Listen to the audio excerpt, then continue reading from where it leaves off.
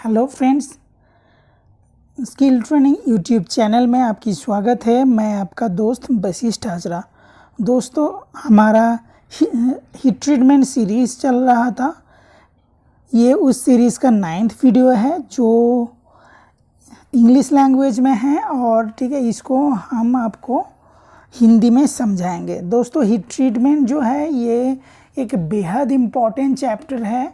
जो लोग ITI CITS कर रहे हैं तो हीट ट्रीटमेंट में अच्छा समझ आपकी बहुत ज़रूरी है कि आप अगर कोई भी कॉम्पिटिटिव एग्ज़ाम्स देना चाहते हो। यहाँ पे हर ऑब्जेक्टिव टाइप ऑफ क्वेश्चंस को मैंने बहुत अच्छे से समझाता हूँ कि आपको आगे चल के कोई दिक्कत ना हो। आपने अगर अभी तक मेरे चैनल को सब्सक्राइब नहीं किया तो मेरे चैनल को सब्सक्राइब कर लीजिए। यहाँ पे आपको ITI रिलेटेड सारे वीडियोस मिलते हैं और यहाँ पे जो हीट ट्रीटमेंट प्लेलिस्ट में मैंने हीट ट्रीटमेंट के बारे में बहुत कुछ बताए हैं। अगर आप उसको सुन लेते हो तो आपको इस चैप्टर के पूरे अंडरस्टैंडिंग हो जाता है। चलिए शुरू करते हैं। A carbon steel piece is heated just above 730 degree centigrade, maintained at that temperature for a few hours and then slowly cooled. What heat treatment process is carried out? बोल रहा है कोई कार्बन स्टील का piece को 730 degree centigrade में के ऊपर उसको हीट करते हैं, फिर उस टेम्परेचर में उसको कुछ देर मेंटेन करते हैं, फिर उसको धीरे धीरे ठंडा करते हैं। तो क्या हीट ट्रीटमेंट प्रोसेस होता है? दोस्तों, मैंने आपको पहले भी बताया था कि जब हम कोई चीज़ को अपर मतलब उसका ऑस्टेनाइटिक रेंज में उसको गर्म करके फिर उसको धीरे धीरे ठंडा करते हैं तो जो प्रोसेस होता है वो प्रोसेस का नाम है annealing. Next question, A given component cracked after heat treatment, what can be the possible reason? कि एक तो जो कंपोनेंट है वो हीट ट्रीटमेंट के बाद में उसका क्रैक आ गया है, इसका संभाव्य कारण क्या है? तो ठीक है, इसका संभाव्य कारण है कि it was suddenly cooled in brine. तो इसको सडनली कूल किया गया है ब्राइन में। दोस्तों, अगर अनइवन क्रॉस सेक्शन वाला कोई मटेरियल को हम लोग अगर गर्म करने के बाद उसको बहुत जल्दी ठंडा करने के लिए हम उसको अगर ब्राइन में, तेल में या पानी में डुबोते हैं, तो जब हम ब्राइन में या पानी में डुबा रहे हैं मतलब हम उसको हार्ड करने की कोशिश कर रहे हैं। और जब हम लोग ब्राइन टाइप का सॉल्यूशन में उसको डुबोते हैं, क्या होता है कि मेटल का जो बाहरी परत है वो सीधे जब ब्राइन का कांटेक्ट में आते हैं तो बहुत जल्दी ठंड हो जाता है, बट उसका अंदर वाला हिस्सा तभी भी गर्म रहता है। तो वहाँ पे एक थर्मल स्ट्रेस प्रोड्यूस होता है, जिस थर्मल स्ट्रेस के कारण से वो मेटल में क्रैक आ जाता है। नेक्स्ट क्वेश्चन है, case hardening is a method of producing hard skin on the surface of. Case hardening कौन सा मेथड है कि कोई प्रोडक्ट के ऊपर में हार्ड स्किन तैयार करने का? ये तो वो मेटल कौन सा है यहाँ पे पूछा है। तो ऑप्शन है high carbon steel part, cast iron, low carbon steel parts and alloy steel part. तो यहाँ पे आंसर हो जाएगा लो कार्बन स्टील पार्ट। तो देखो, लो कार्बन स्टील को हम लोग हार्ड नहीं कर सकते क्योंकि उसको हार्ड होने के लिए उसको जिस अमाउंट की कार्बन की ज़रूरत था उसके अंदर में वो अमाउंट ऑफ कार्बन नहीं है। तो हमको क्या करना पड़ेगा, बाहर से उसके अंदर में कार्बन को इंपोर्ट करना पड़ेगा ताकि उसका जो ग्रेन है वो मार्टेनसाइट में कन्वर्ट हो पाए और वो हार्ड हो पाए। ठीक है, इसीलिए जो लो कार्बन स्टील को केस हार्डन किया जाता है। ठीक है, तो यहाँ पे आंसर हो जाएगा लो कार्बन स्टील पार्ट्स।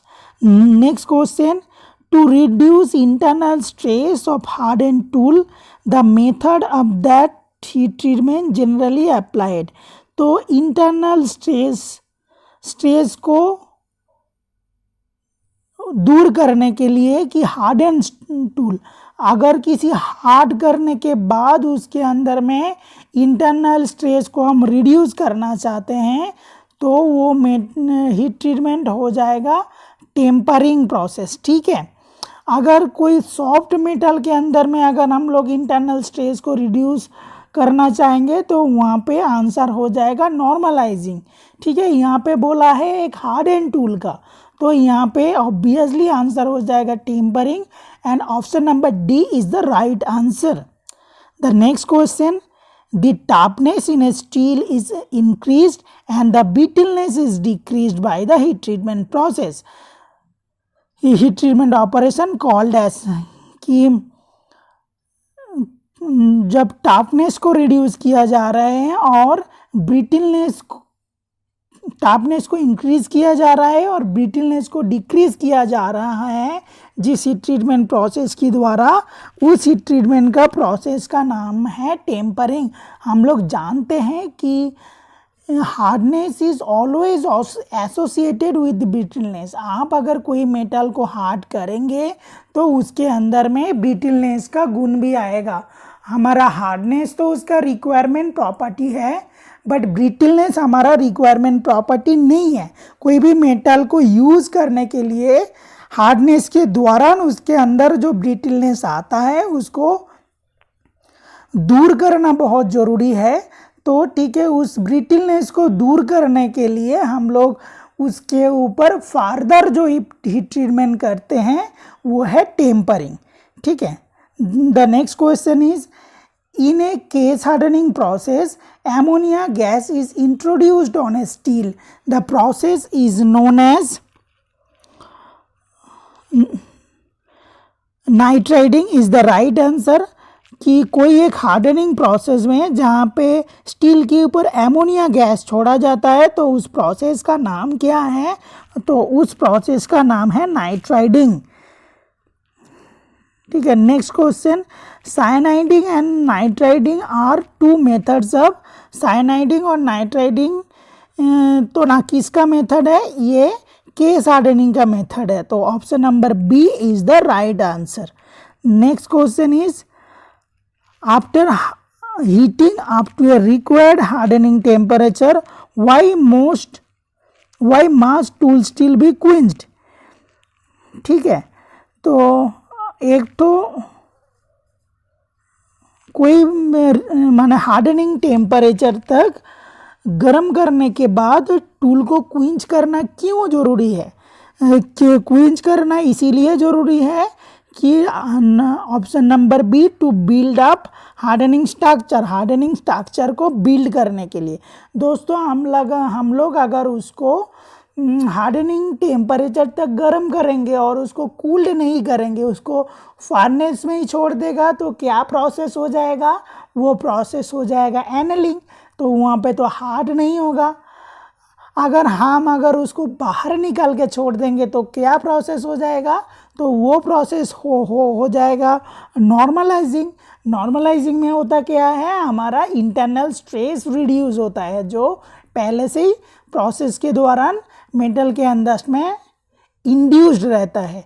अगर हम लोग उसको हार्ड करना चाहते हैं तो हमको क्या करना पड़ेगा, उसको क्विंचिंग करना पड़ेगा, मतलब उसको क्रिटिकल कूलिंग रेट से जल्दी ठंडा करना पड़ेगा ताकि उसके अंदर में हार्डनिंग स्ट्रक्चर बिल्डअप हो पाए।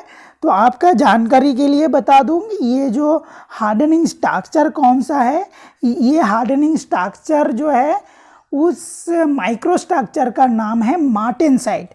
ठीक है, तो किसी मेटल को हार्ड करना माना कि मार्टेनसाइट फॉर्मेशन करना। जब तक मेटल के अंदर में मार्टेनसाइट फॉर्मेशन नहीं होगा तो तब तक मेटल हार्ड नहीं होगा।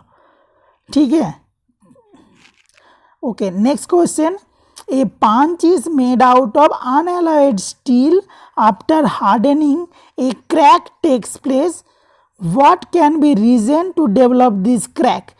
तो एक तो पंच जो है ये अनएलॉयड स्टील से बना हुआ है, मतलब प्लेन कार्बन स्टील से बना हुआ है तो वो हार्डनिंग करते समय उसके अंदर में क्रैक आ गया। ठीक है, तो इसका पीछे रीजंस क्या है? ये ठीक है, इसके पीछे रीजंस ये है कि option number b is the right answer, the पांच इज टू लिटिल हीटेड। ठीक है, क्योंकि हम लोग अगर उसको कम हार्ड गर्म करेंगे क्या होगा, वो अगर ऑस्टेनाइटिक रेंज तक नहीं जाएगा, मतलब लोअर क्रिटिकल टेम्परेचर के ऊपर उसको गर्म नहीं करेंगे तो उसका जो ग्रेन स्ट्रक्चर है चेंज नहीं होगा, वो ठीक मतलब ऑस्टेनाइट बनेगा नहीं। तो जब बिना ऑस्टेनाइट बने ही हम लोग उसको पानी में डुबो देंगे, क्या होगा, उसका स्ट्रक्चरल चेंज कुछ नहीं होगा, जस्ट उसके अंदर में थर्मल स्ट्रेस इंड्यूस होगा और इस थर्मल स्ट्रेस के कारण ही मेटल में क्रैक आ जाता है, ये पंच में क्रैक आ जाएगा। ठीक है, समझ में आया? तो नेक्स्ट क्वेश्चन है, heat treatment of metals is necessary. कि मेटल के अंदर में हीट ट्रीटमेंट क्यों जरूरी है, देख लेते हैं। यहाँ पे कुछ मज़ेदार ऑप्शन दिया हुआ है। Option number a, to produce certain desire properties. हाँ भाई, कुछ डिजायर प्रॉपर्टी लाने के लिए हम लोग हीट ट्रीटमेंट करते हैं, जैसे उसका हार्डनेस हो गया, मैसिनेबिलिटी हो गया, टफनेस हो गया, डक्टिलिटी हो गया। ठीक है, ये सारे मैकेनिकल प्रॉपर्टी को प्राप्त करने के लिए हम लोग हीट ट्रीटमेंट करते हैं, तो ये इज़ द राइट आंसर। बाकी ऑप्शन भी देख लेते हैं आपका मज़े के लिए। To make good appearance on the component, component को गुड अपीयरेंस देने के लिए, ये तो नहीं होगा क्योंकि हम लोग कंपोनेंट को गुड अपीयरेंस देने के लिए उसको पॉलिश करते हैं, उसके ऊपर पेंट करते हैं और तरह तरह के ट्रीटमेंट करते हैं। To increase strength of the metal, strength of the metal के लिए स्ट्रेंथनिंग प्रोसेस किया जाता है। तो ठीक है, हीट ट्रीटमेंट के लिए कभी कभी ये हम लोग स्ट्रेंथ प्राप्त करने के लिए हीट ट्रीटमेंट करते हैं, but heat treatment ultimate option नहीं है स्ट्रेंथ बढ़ाने के लिए। To make the metal rust proof बनाने के लिए हम लोग उसको हीट ट्रीटमेंट नहीं करते, उसके अंदर में निकल क्रोमियम मिलाते हैं, मोस्टली लोहा के अंदर में वो स्टेनलेस स्टील बन जाता है। ठीक है, चलिए देखते हैं next question. The external surface of the part made of mild steel can be harden by. तो बाहरी सरफेस को हार्ड करने के लिए माइल्ड स्टील का जो हीट ट्रीटमेंट प्रोसेस किया जाता है वो है case hardening. Option c is the right answer.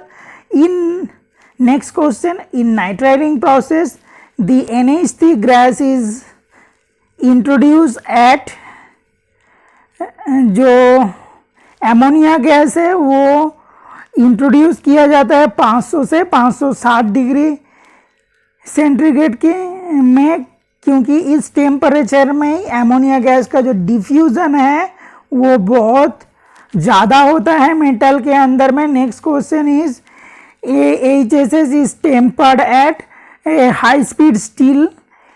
HSS की फुल फॉर्म, ठीक है, उसको टेम्पर किया जाता है 550 डिग्री से लेकर 600 डिग्री सेंटीग्रेड। दोस्तों, मैंने आप लोगों को बताया था कि ये जो टेम्परेचर वाला क्वेश्चन है आपको इसको बाय हार्ट करना पड़ेगा, इसको मेमोराइज करना पड़ेगा और कोई तरीका नहीं है। तो आपको आपकी जानकारी के लिए बता दूं कि जो टेम्परिंग हीट ट्रीटमेंट है ये 3 प्रकार के होते हैं, that is high temperature tempering, medium temperature tempering and low temperature tempering. ठीक है, ये जो 550 से 600 डिग्री सेंटीग्रेड है ये है हाई टेम्परेचर टेम्परिंग। तो हाई टेम्परेचर टेम्परिंग में हमारा ब्रिटलनेस बहुत ज़्यादा रिड्यूस्ड होता है ऑन कॉस्ट ऑफ हार्डनेस, क्योंकि हमारे टूल बीट में ब्रिटलनेस कम चाहिए। अगर ज़्यादा ब्रिटलनेस होगा उस टूल बीट से हम लोग काम नहीं कर पाएंगे, ठीक है, वो टूट जाएगा। नेक्स्ट क्वेश्चन है, the instrument use to measure high temperature in the furnace. Furnace का हाई टेम्परेचर का मेजरमेंट करने के लिए पाइरोमीटर का इस्तेमाल होता है। ऑप्शन नंबर डी, पायरोमीटर जो है ये थर्मोकपल का सिद्धांत के ऊपर काम करता है और पायरोमीटर में रीडिंग के लिए गैल्वेनोमीटर अटैच्ड रहता है। ठीक है, next question, which one of the following process is used for hardening the surfaces of the tool steel. तो टूल स्टील को सरफेस को हार्ड के लिए हम लोग इंडक्शन हार्डनिंग करते हैं। मैंने आपको बहुत बार बताया, आपको याद होगा कि सरफेस को हार्ड करने के लिए दो तरह की प्रोसेस होता है, एक है केस हार्डनिंग और एक है सरफेस हार्डनिंग। तो केस हार्डनिंग उस मेटल में किया जाता है जिस मेटल के अंदर में उसको हार्ड करने के लिए सफिशिएंट अमाउंट की कार्बन नहीं होता, जैसे माइल्ड स्टील का वॉल्यूम हार्डन हो नहीं सकता है जब तक हम उसके सरफेस के ऊपर में कार्बन की मात्रा नहीं बढ़ाएंगे। और दूसरा प्रोसेस है सरफेस हार्डनिंग के अंदर में हार्डनिंग होने के लिए जितना कार्बन की मात्रा चाहिए होता है उतना कार्बन की मात्रा उसके अंदर में होते हैं, बट हमको चाहिए क्या, उसको कोर को हार्ड नहीं करना है, से बाहरी लेयर को हार्ड करना है। जैसे इस केस में बोला गया है कि टूल स्टील के अंदर में कार्बन की मात्रा सफिशिएंट होता है कि वो हीट ट्रीटमेंट को माने तो अलाउ करे, तो उस केस में हमको इंडक्शन हार्डनिंग करना पड़ेगा। ठीक है, इंडक्शन हार्डनिंग या फ्लेम हार्डनिंग। नेक्स्ट क्वेश्चन है, lower critical temperature of high carbon steel while hardening is. Lower critical temperature जो है लोहा के हर कंपोजिशन के लिए बराबर होता है, ये आपको ज्ञात में होना चाहिए, जो है 723 डिग्री सेंटीग्रेड। वो है option number C is the right answer. और नेक्स्ट क्वेश्चन है, approximate hardness of HSS milling cutter. ठीक है, तो आपका इसका जवाब हमारे कमेंट सेक्शन में देना है कि हाई स्पीड मिलिंग कटर की अप्रोक्सीमेट हार्डनेस क्या होता है। दोस्तों ठीक है, इस लेक्चर का पार्ट 2 भी है, मतलब हम जिस बुक से, जो बलबीर सिंह जी का बुक से आपको करा रहे हैं, ठीक है, उसका पार्ट 2 बहुत जल्द आइएगा, तो आप ज़रूर उस वीडियो को देखिएगा। और ये चैप्टर आपके लिए बहुत इम्पोर्टेंट है। अगर आप इस लेक्चर को अच्छे से सुनते हैं तो आपको काफ़ी ज़्यादा अच्छा नॉलेज हो जाता है हीट ट्रीटमेंट का, जो आपका कॉम्पिटिटिव एग्जाम्स के लिए बहुत हेल्पफुल है। आप लोग खुश रहिए, स्वस्थ रहिए। जय हिंद,